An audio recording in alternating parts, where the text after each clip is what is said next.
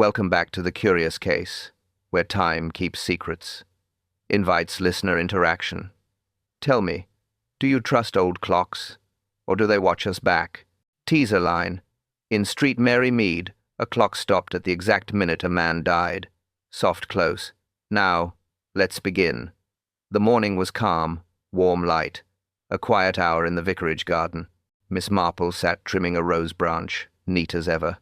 Lady Bantry poured tea, sighing about the cost of paint. £3 for a new church door, she said. Robbery in daylight. Miss Marple smiled. Things made to last. Seldom do, my dear. The air smelled of dust and cut grass. The church bell waited, patient in the distance. It was one of those still mornings, steady, harmless, ordinary, until the clock struck. 12 deep notes, then a pause, a click, and a sound like metal choking on itself. Lady Bantry looked up. What in heaven was that? The 12th chime never came. A bird, startled from the hedge, wings sharp in the silence. Somewhere in the square, a shout broke through. Marple straightened her shawl. That, Dolly, she said, was not a normal stoppage. They crossed the path, past the stone wall, through the gate where ivy had grown wild, down toward the market square where sound gathers faster than sense. Villagers were already forming a ring outside Penrose's watch shop. The sign above the door, horologist and repairer of fine timepieces, swung gently in the air. Mrs. Price, the baker whispered. He's not answering. Mr.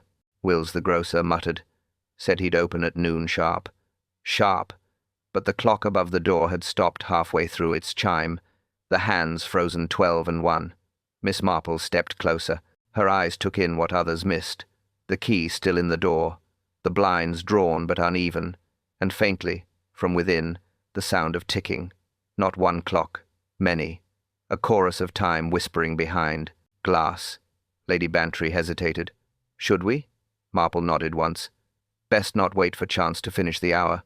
They pushed the door. It opened with the kind of ease that makes your stomach turn. The smell hit first. Oil, metal, and something faintly bitter like almonds, but not sweet. The air inside was dense with stillness. Hundreds of clocks lined the walls. Pendulums swung in uneven rhythm, each one slightly off from the next. The sound was wrong. Too many heartbeats, none in sync. On the counter lay a half-repaired carriage clock. Beside it Mr. Penrose, still as the tools around him. His spectacles had slipped sideways. His hand clutched a pocket watch so tightly that the chain had left a mark. Lady Bantry covered her mouth. Oh, Jane. Marple's gaze swept the room. The teacup on the shelf untouched, the open bottle of polish uncapped, and the watch in his hand still ticking. She leaned closer. A faint pulse of sound.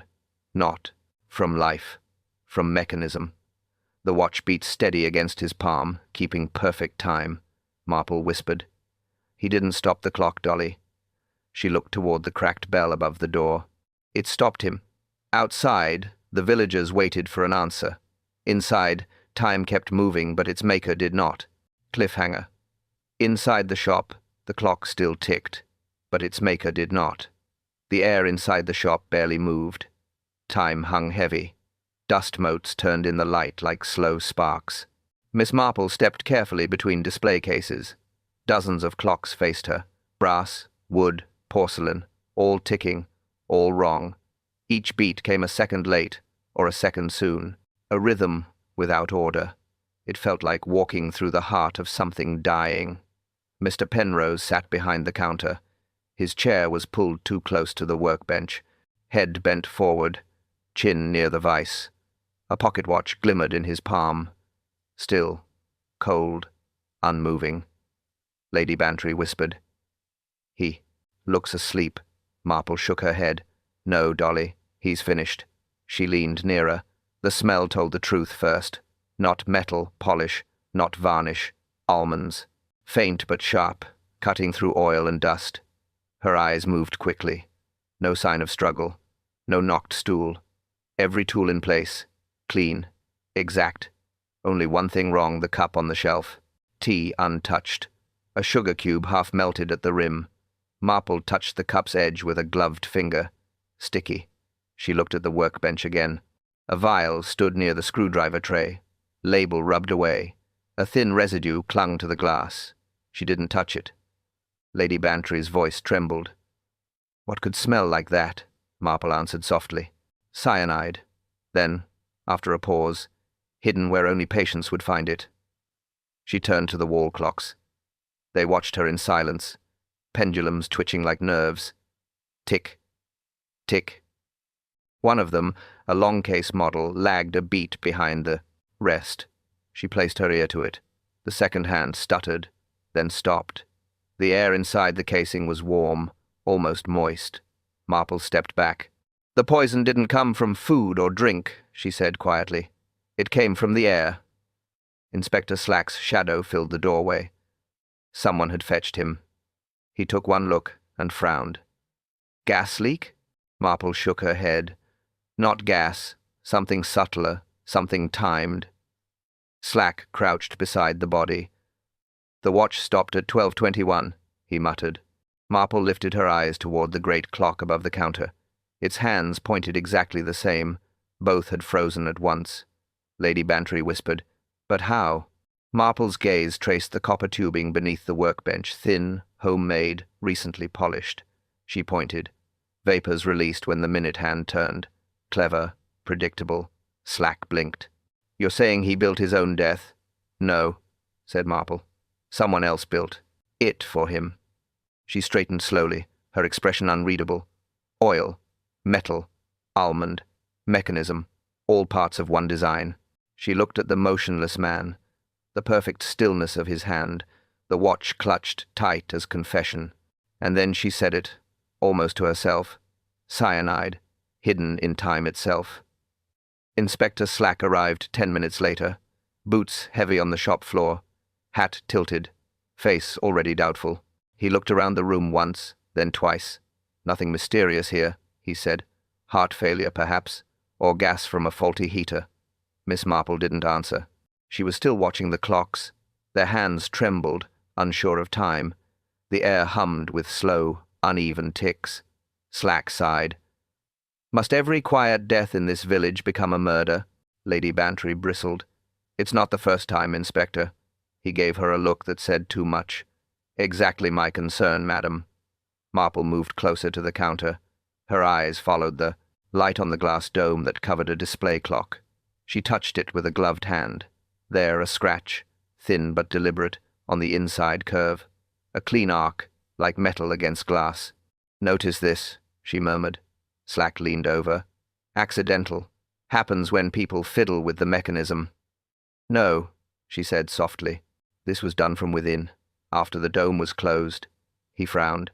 "How could that be?" "Someone wound the clock. After he died." Slack straightened. "That's absurd." Marple turned slightly, eyes steady. "Then tell me, Inspector, why are the pendulums still moving when his hands are stiff?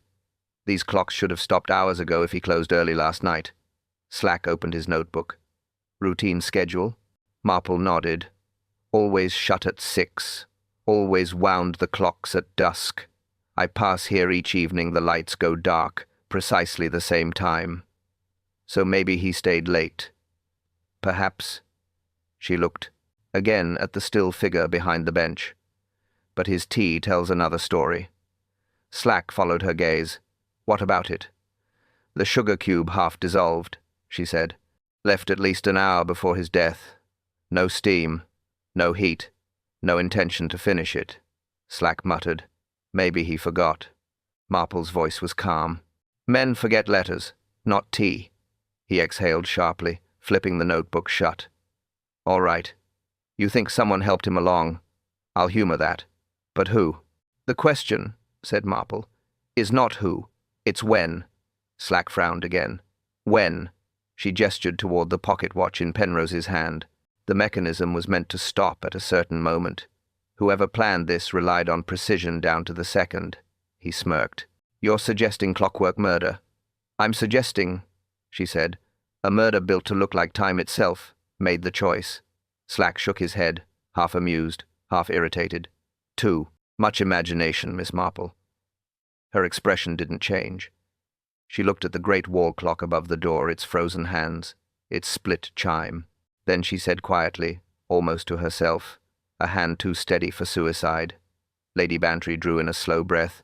"What does that mean?" Marple turned away from the corpse. "It means," she said, "this morning's chime was only the beginning. By afternoon, the autopsy confirmed it. Not heart failure, not chance, poison, cyanide, deliberate. Measured, pure, and placed with purpose." Inspector Slack read the report aloud in the vicar's office. His tone was clipped. The dose was exact. Enough to stop a heart, not enough to spill. Miss Marple nodded once. Someone wanted silence, not spectacle. Slack shut the file. Could still be suicide. "No," she said softly. "The hand was too steady for that." Outside, the church bell rang 4 slow times. Its echo lingered too long, like memory refusing to fade. Then came news from the constable. Penrose's apprentice gone, left before dawn. No luggage, no note. Lady Bantry gasped. "Run away? At a time like this?" Slack grunted, more likely guilty than frightened. Marple didn't answer. She was watching the window light tremble against the teacup. "Or frightened because he's innocent," she murmured. An hour later, Mrs. Penrose arrived. Her hair undone, gloves mismatched, eyes red from crying. "They'll say he did it himself," she cried. "They always do." But he wouldn't. He couldn't. Slack leaned on the mantel. "Ma'am, we only need facts." She turned to Miss Marple instead. He had enemies, Miss Marple. Quiet ones. Men who smiled when he entered a room. But they hated him for one reason. And that was, he kept secrets, locked them in clocks, notes, letters, tiny things people thought lost. He said, every clock should hold a truth.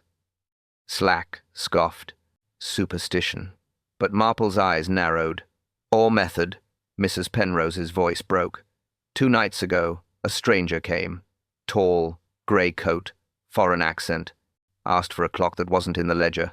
My husband said, 'We never made that model.' The man insisted. Paid half in advance. Then left. When did he say he'd return?" "Tomorrow," she whispered. "Tomorrow at noon." Slack scribbled in his notebook. "Description?" She hesitated. "I didn't see his face, only that he smelled of smoke and ink." Marple's hand paused mid-gesture. "Smoke and ink," she repeated. "Like someone who works with papers, or forgery." Slack closed his book. "We'll post men at the shop." Mrs. Penrose sobbed into her handkerchief. "My husband died because of that clock, Miss Marple. I know it." Marple placed a calm hand on hers.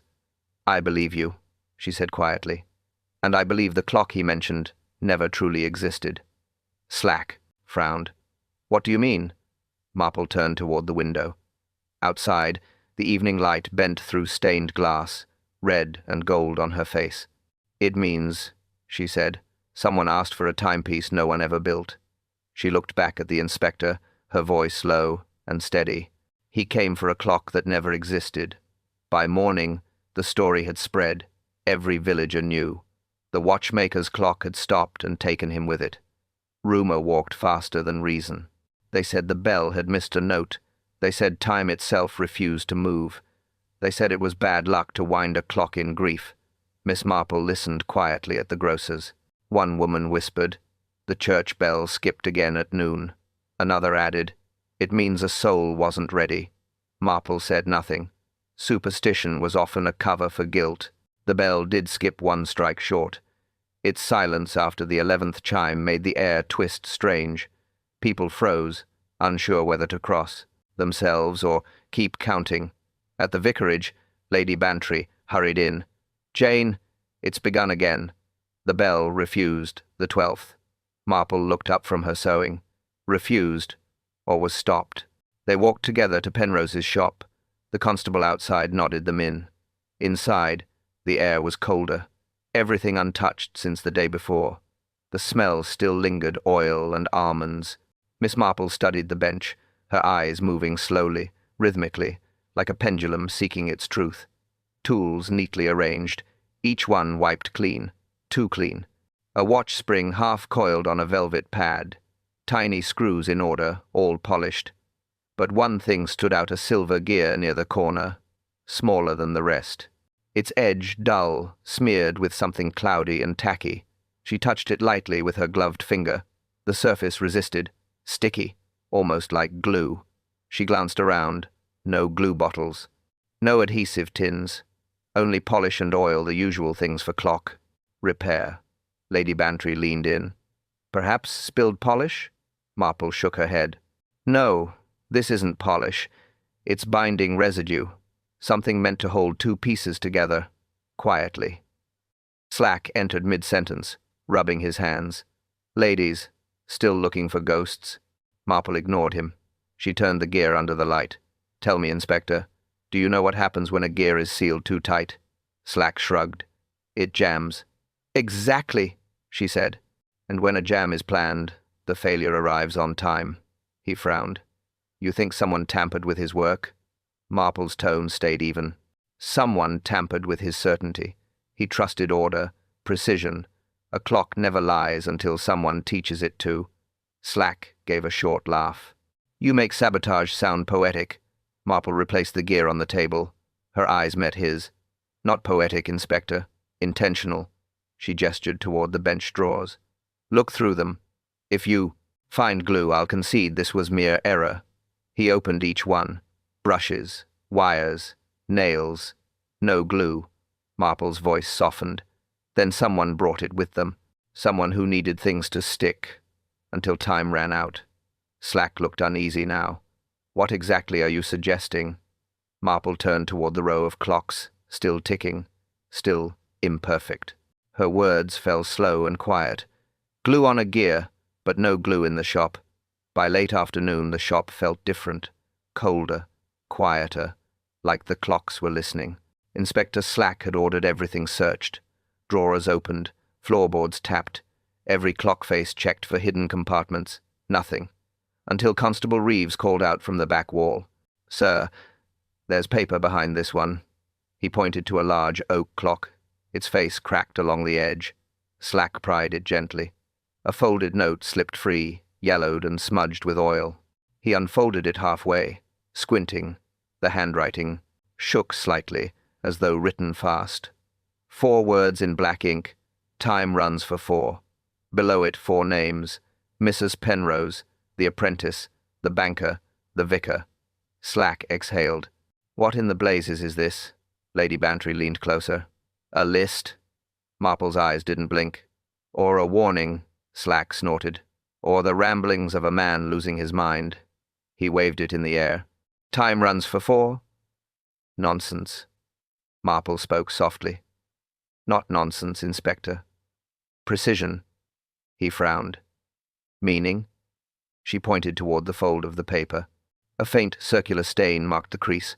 Dark, greasy, metallic in color. Oil, she said. Clock oil, the kind used on brass bearings. Slack rolled his eyes. In a clock shop, Miss Marple, everything smells of oil. Yes, she said evenly, but not every sheet of paper does. He frowned again. So, this stain matches the residue from Penrose's workbench. Same texture, same color. He folded this while sitting there. Slack looked down at the note again. You're suggesting he wrote it? Marple nodded slightly. He wrote it, or was made to. Lady Bantry shivered. 4 names. What does it mean? Marple's gaze moved to the list. Her lips pressed thin. Perhaps 4 turns left before the spring breaks. Slack scoffed. I prefer my mysteries without riddles, Miss Marple. She turned to him calmly. Then think of it this way. Someone gave him a countdown. A threat, or an instruction. Slack tucked the paper into an evidence sleeve. We'll question the others. The vicar, the banker, the wife. But this, he shook the bag, this feels like theatre. Marple's eyes followed the bag as he sealed it. Theatre, she murmured. Perhaps, but every performance follows a script. Someone wrote this one long before the curtain rose. Slack sighed. Fine. You see codes in clocks. I see a man, with a nervous breakdown. He walked to the door, muttering about time and gossip. The constable followed. Marple stayed behind a moment longer. She touched the wall where the note had been hidden. The outline of dust still clung to the wood, perfect rectangle, undisturbed for days. She whispered to herself. He hid it there knowing someone would find it, but not too soon. Then she turned to Lady Bantry. Her tone was quiet, certain, unshaken. He wrote it himself, or was made to. The next morning was grey and still. Rain clung to the windows. Miss Marple walked through the square with quiet purpose. The village stationery shop sat between the post office and the bakery. A bell above the door gave a tired ring as she entered. Inside smelled of ink, paper, and faint tobacco. Shelves were stacked with envelopes, ledgers, sealing wax, and pens. Behind the counter stood Mr. Harding, small, neat, exact. "Good morning, Miss Marple," he said. "Awful. Business. Poor Penrose." She nodded politely. "Yes, indeed. I hoped you could help me with something rather small." He leaned forward. "Always happy to help." She took from her purse a folded slip of paper, the copy of the note found behind the wall clock. "Do you recognize the watermark?" she asked. He adjusted his spectacles, holding it to the light. The faint crest of a ship shimmered across the fibers. "Ah, yes," he said softly. "Imported stock, fine parchment. I only sell it to 2 customers. One was Mr. Penrose, the other—" he paused for effect. "The banker, Mr. Leyden." Marple's eyes lifted slightly. "Only those 2? "Only," he said. "Very few want to pay that much for paper." She smiled faintly. "Quality often costs less than carelessness, Mr. Harding," he chuckled. "You always put it so neatly."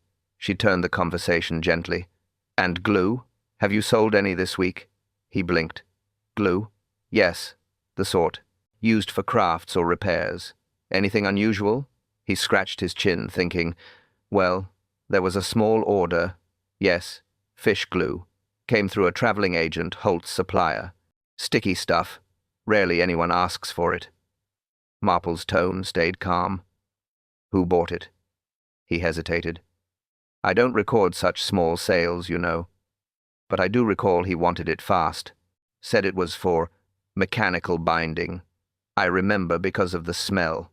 Strong, like seaweed, left too long in the sun." She nodded. "Fish glue does that." Mr. Harding tilted his head. "Strange business, really. Only Penrose ever used that brand. Swore by it for fine gears." "And Holt's supplier?" she asked. "Where are they based?" "Portsmouth," he said. "Ships every Friday." Marple's fingers tapped softly on the counter, 1, 2, 3, like a clock's faint tick. "Did Mr. Penrose collect the order himself?" "No," said Harding. "His apprentice did. Tall, lad, quiet, always in a hurry." Marple's expression didn't change, but her eyes sharpened. "Was that last week?" "Monday morning." "Thank you," she said. "You've been most helpful." As she turned to leave, he called after her. "Do you think that glue matters?" Marple stopped at the door. Rain tapped on the glass, slow and patient. She looked back over her shoulder. Her voice was soft, measured, certain. Same glue, same pattern, same hands. By midday, the shop had become a parade of questions. Inspector Slack sat at the workbench, notebook open, temper thin. Miss Marple watched quietly from a chair near the door. 3 names circled the room: Mrs. Penrose, Mr. Leyden the banker, and the missing apprentice, Colin Drew. Each thread tangled tighter. Mrs. Penrose arrived first, eyes swollen, voice trembling. "I can't think straight, Inspector. My husband fixed clocks, not secrets." Slack's tone was flat. "Anyone visit him besides? You and the boy?" She hesitated, then shook her head. "Only deliveries." Marple tilted her head. "And the man with the grey coat?" Mrs. Penrose froze. "How did you—" "You mentioned him once," said Marple gently. "The one who wanted a clock that wasn't made." Mrs. Penrose's lips pressed tight. She looked down. "I thought I imagined it." "He frightened me," Slack wrote quickly. "Name?" "I never asked." He sighed, snapped his notebook shut. "Very helpful." Next came Mr. Leyden. He smelled of starch and distrust. When asked about Penrose, he gave short, perfect answers. Strict man, good with figures, paid on time, Slack leaned forward. You bought paper from Harding's shop, same as his. Why? Layden smiled. I like quality. Glue, too. The banker blinked once, slowly. I use pens, not glue. Marple's voice cut softly through the air. Yet you ordered fish glue under another name. For sealing. Ledgers, perhaps. He looked at her. A small pause, then a practiced laugh. My dear lady, I think you read too many detective stories. Slack grinned. Finally, someone who agrees with me.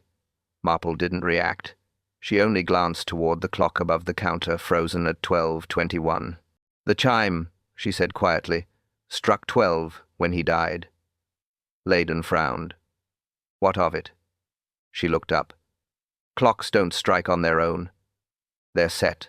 And that one was rewound after death. Slack groaned. Here we go again. Clock conspiracies. Marple ignored him. The chime marks time. The poison marked death. And between them, one hand turned back. Turned back? Slack repeated. To what end? To hide the true moment, she said. The killer needed the strike to sound innocent, to delay suspicion. 1 minute changed the meaning of everything. Slack rolled his eyes. Miss Marple, you make murder sound like a metronome. Perhaps, she said. But a metronome never lies, Inspector. Only the person who winds it does. Mrs. Penrose covered her mouth. Layden adjusted his cufflinks too quickly. The room grew still. From somewhere deep in the shop, a small clock restarted. Its faint chime stuttered once, then stopped again. Marple turned her head slightly toward the sound. Her voice dropped to a whisper. The clock struck 12, but someone turned it back to 11. The next morning, the shop stood quiet again. The windows fogged from early mist. Inside, only the sound of ticking. Inspector Slack waited by the counter, arms folded. Marple moved slowly around the room. Every clock she passed, she touched once. A light tap, as if counting their hearts. Another theory? Slack muttered. Marple didn't look up. A test, she said. Clocks tell more truth than people. She stopped beside the grand clock, the one frozen at 12:21. Her fingers brushed its side. Fetch me the small key, please. Slack sighed. He found the key in the drawer. Humor me, Inspector, she added. He handed it over. Marple wound the clock once. A faint click. The second hand began to move. Tick, tick, tick. She stepped back. Watch carefully. Slack leaned closer. So? She pointed at the small brass bell near the top. When wound, the chime delays by 1 minute before ringing. Built that way, safety against overwind. Clever design. Slack frowned. 1 minute? Yes, said Marple softly. 1 minute exactly. The bell rings after the mechanism resets. She gestured to the counter where Penrose had died. The poison was released at winding. The delay gave the killer time to leave the shop. Slack's brows pulled tight. You're serious? Marple nodded. The killer wound the clock, then slipped out before the chime sounded. Everyone heard the bell and assumed Penrose was aided, alive, still working. Slack stared at her. That's why the time of death never matched the report. Marple's eyes moved across the room. The village heard the chime at 12:21. But the poison began working at 12:20, 1 minute difference. A single, deliberate illusion. Lady Bantry, who stood by the doorway, whispered, so the sound became an alibi. Marple nodded again. Sound often does. Slack rubbed his jaw. Who could plan that kind of timing? A clockmaker, said Marple, or someone who studied under one. He blinked. The apprentice? Perhaps, she said, but he wasn't the only one who understood this mechanism. The banker financed these repairs. He ordered the clock built. Slack stepped closer to the ticking clock. The hands kept moving. Steady now. He looked uneasy. If you're right, this thing was a weapon. Marple's voice dropped low. No, Inspector. It was a messenger. It told the truth, but no one was listening. The bell suddenly rang. A clean, sharp note. Slack flinched. Marple didn't. She looked at the watch still lying on the counter, its hands forever frozen. Her tone was quiet, but the words carried like glass breaking in silence. The killer knew when the heart would stop and when the bell would. Rain fell hard that morning, cold, relentless, the kind that made the streets shine like mirrors. Miss Marple walked briskly through the square.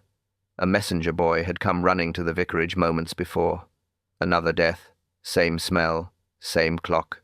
She reached the banker's house before the inspector. Doors open, curtains drawn back, servants whispering near the stairs. Mr. Layden lay slumped across his desk, head tilted to one side. A letter half-written beneath his hand. Ink still wet, pen still warm, but the air sharp with almonds, the same smell, the same silence. On the desk, a carriage clock sat neatly to the right. Its brass gleamed in the lamplight, but the hands frozen, 12:17. Miss Marple stood very still. Her eyes moved slowly, absorbing the details. Candle stub, on the corner. Pool of wax hardened into the wood grain. A faint oily smudge beneath the clock base. She spoke softly. He had no reason to keep a candle lit at noon. A maid sniffled from the doorway. He said the light steadied his hand. "Ma'am." Marple's gaze didn't shift. "The light wasn't for writing," she murmured. "It was for melting." She lifted the clock carefully. Beneath it, a perfect ring of wax. Soft in the center, smooth around the edge recent. The faint smell of heated glue lingered in the air. She leaned closer. "There it is again. Fish glue." The maid stepped back. "Glue, ma'am?" Marple nodded. "Used to hold small mechanisms together, or to keep time from telling the truth." Footsteps thundered behind her. Inspector Slack burst into the room, rain dripping from his coat. "What now?" he snapped. "Another accident?" Marple didn't turn. Same method, same hand. Slack frowned at the body. "Heart failure?" "Poison," said Marple. "Again." Slack rubbed his temple. "I'll have the doctor confirm it." Marple pointed toward the desk. "Look under the clock." He crouched, squinting. "What am I looking at?" "The wax," she said. "Candle wax. It was used to soften the glue beneath the clock to release a hidden chamber." Slack's face hardened. "A mechanism?" Marple nodded. "Exactly. A delayed one. The glue held until heat weakened it. Then the spring released." Slack stood slowly. "You mean he built a trap? Again?" "Built," she said softly, "but not for himself." She turned toward the window. Rain traced crooked lines down the glass, like cracks in a memory. "Someone used his own craft against him," she whispered. "They turned precision into death." Slack crossed his arms. "Why the banker? Why him next?" Marple's eyes moved to the paper on the desk, the letter half-written. At the bottom corner, a drop of melted wax blurred the name. She read it silently, then looked up. He melted time, to hide a murder. The village had gone silent. 2 deaths, 2 clocks, same hour. Miss Marple sat by the vicar's fire that evening, tea untouched beside her. The rain had stopped, but the cold had not. Before her lay 2 sketches. Penrose's workbench, Layden's desk. Different rooms. Same pattern. Glue residue near the base. Wax melted by flame. Clock stopped between 12 and 1. Every detail identical. She spoke softly to herself. Patterns don't lie. People do. Lady Bantry sat opposite her, shawl tight around her shoulders. "It's too much to be coincidence, Jane." Marple nodded. The method was planned. The time arranged. Both men trusted routine, that's what killed them. A knock at the door. Inspector Slack entered, damp and irritable. He tossed his hat onto the table. The lab confirmed it. Same glue on both clocks. Same type, fish-based adhesive. Imported. Marple glanced up. "And the fingerprint?" Slack blinked. "How did you?" "Because," she said quietly, "there's always one left behind. Even the careful ones forget the smallest corner." He sighed. "Yes, partial print, on the bell hammer inside Penrose's clock. Smudged, but we can tell it wasn't his." Marple's fingers tapped the teacup twice, a small rhythm of thought. "Bell hammer," she repeated. "The device that releases the strike, meaning whoever wound it, tampered with it too." Slack grunted. "The apprentice again?" Marple leaned forward. "Where is he now?" "Missing," Slack said. "Joined the Royal Engineers years ago. Clockmaker's son with a soldier's record. Served in the munitions corps. Explosives. Training. Marple's expression didn't change, but her eyes grew still. Explosives. Yes, said Slack. Diffused mines. Timed detonators. After the war, came home and built clocks. Odd, isn't it? Not odd, said Marple. Natural. A man trained to measure seconds learns to crave control. Lady Bantry whispered. You think he? Marple raised a hand gently. Let us not run before the hour strikes. She opened her notebook. Inside, neat columns of times and names. The list from the hidden note stared back at her. 4 names, 2 now crossed out. Mrs. Penrose, she murmured. The vicar next. Slack rubbed his chin. What ties them together? Debt, said Marple. Guilt. Time owed to one another. Mr. Penrose built the clocks that counted their sins, and someone decided to stop the counting. Slack frowned. You speak in riddles again. Marple smiled faintly. Only because truth moves slowly. She gathered her notes, sliding them into her bag. Her voice grew softer, almost reflective. Glue, wax, and precision, 3 languages spoken by the same hand. A man who knew delay, who knew detonation. Slack looked uneasy. You think this was mechanical murder? No, she said. This was engineering. Her eyes went to the rain-streaked window, where the faint reflection of the church clock glowed through the mist. She whispered the words like a conclusion already formed. He built bombs once. Now he builds time. The trap began at dusk. A faint mist crawled across Street Mary Mead. Evening bells drifted through the air, soft and uncertain. Miss Marple stood by the church rail, hands clasped behind her. Her note had already been delivered, a rumour carefully planted. Mrs. Penrose next, it read, written in the same hand as the clockmaker's list. Left where gossip would find it first, the post office notice board. By supper, half the village knew. By nightfall, the rest believed. Marple waited inside the church, a shadow among shadows. A single lamp flickered in the nave. The air smelled of cold stone and candle smoke. Inspector Slack sat 3 pews back, restless. Remind me, he whispered, why we're hiding in a church waiting for ghosts. Marple didn't turn. Because murderers are drawn to patterns. When the 3rd name is threatened, the pattern breaks, and the maker returns to fix it. Slack muttered something about nonsense, but stayed quiet. The old clock above the arch loomed large in the dim light. Its pendulum swayed slow, deliberate, like a heartbeat counting down. Marple reached into her bag and pulled out a small brass key. The church clock is 5 minutes fast, she said. Tonight it will strike the wrong hour. Slack frowned. Deliberately? She nodded. People obsessed with order cannot bear error. They must correct it, even if correction exposes them. He sighed. Fine. I'll humor you. Again. Marple climbed the narrow stair to the tower, her steps careful, echoing softly against the stone. She adjusted the pendulum, just enough to break the rhythm. Then she waited. Down below, Slack checked his watch.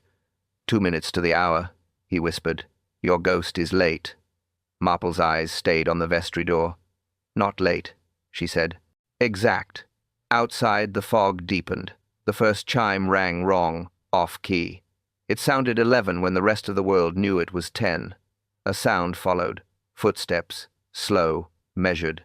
Someone moving toward the vestry door. Marple tensed slightly. A dark shape slipped through the arch, tall, careful, gloved. The man moved with precision, heading for the clock's inner stair. Slack rose silently from his pew. Marple held up a hand. Wait, she whispered. Let him correct his mistake. The intruder reached the tower steps. He opened his coat, took out a small metal case, and set it down. Tools glimmered, the same kind Penrose had used. Marple's voice broke the stillness, calm and clear. Mr. Drew, you came to fix the time. The man froze. His hand hovered over the gears, eyes wide, breath sharp. Slack moved forward fast, seizing his arm. The metal case fell, clattering open glue, wax, winding keys, and one folded note. Marple stepped closer, her voice quiet as truth itself. He came to fix the time and sealed his fate. The vestry door slammed shut behind them. The echo carried through the empty church like a final toll. Inspector Slack held Colin Drew by the arm. The apprentice's face was pale, jaw tight. His eyes darted from clock to clock as though still calculating time. Marple stood near the altar rail, calm as always. Her hands folded, her voice level. "Sit him down, Inspector." Slack pushed him into the pew. "All right, lad. Talk. Now." Drew swallowed hard. "I only built what I was told." Slack leaned in. "Told by whom?" The apprentice hesitated. Then quietly, "The banker, Mr. Leyden." Marple's gaze didn't shift. Her tone stayed gentle. "Start from the beginning." Drew rubbed his hands together. He said Penrose was cheating him. Said the clocks he bought were being used to hide money, false ledgers, secret drawers. He wanted proof. Marple nodded once. "And you believed him?" "I owed him," the boy whispered. "He paid for my tools, my rent. He said he'd ruin me if I refused." Slack muttered. "So you rigged the clock?" Drew nodded slowly. "He gave me a list. 4 names. Said it was a private account record. I was to build mechanisms that stopped on command so he could check the timing of deliveries. That's all I knew." Marple stepped closer. "But you added poison to one." His voice cracked. "No, I didn't. I swear it. I made the chambers, yes, but the vials were filled later. He said he'd test them, himself. When Penrose died, I knew it was no test." Slack's pen scratched fast. "Leyden's dead now too, boy. You expect us to believe you didn't finish the job?" Drew's head dropped. "I didn't touch him. I only built what I was ordered to." Marple spoke softly, almost to herself. "Leyden built lies into the clocks. Money moved in gears and minutes. Penrose found out. The list, 'Time runs for 4,' wasn't a curse. Inspector, it was insurance." Slack frowned. "Insurance?" She nodded. "A countdown. 4 names. 4 people who knew parts of the fraud.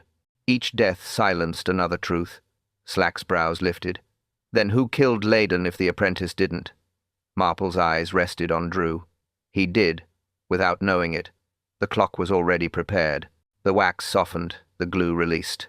Leyden wound it at noon. The mechanism finished what greed began." The church clock struck above them, one deep note. The sound hung in the protest. Still air. Slack closed his notebook slowly. "So the real weapon wasn't poison at all." Marple's voice was calm. It was time. Bent, rewound, disguised. She turned toward the darkened altar, her voice fading to a whisper. "The clock was never broken, only our sense of when truth strikes." Evening settled over Street Mary Mead. Quiet, measured, as though the whole village exhaled at once. Miss Marple's cottage glowed faintly in the lamplight. The clock on her mantel ticked softly, steady, unhurried, content. Each second landed like a heartbeat that had finally found peace. Rain whispered on the roof. Outside, the road was slick and empty. No gossip lingered, no footsteps passed. Inside, the kettle hummed. Dolly Bantry poured tea, her hand still trembling. She placed the cup before Marple and sank into the armchair opposite.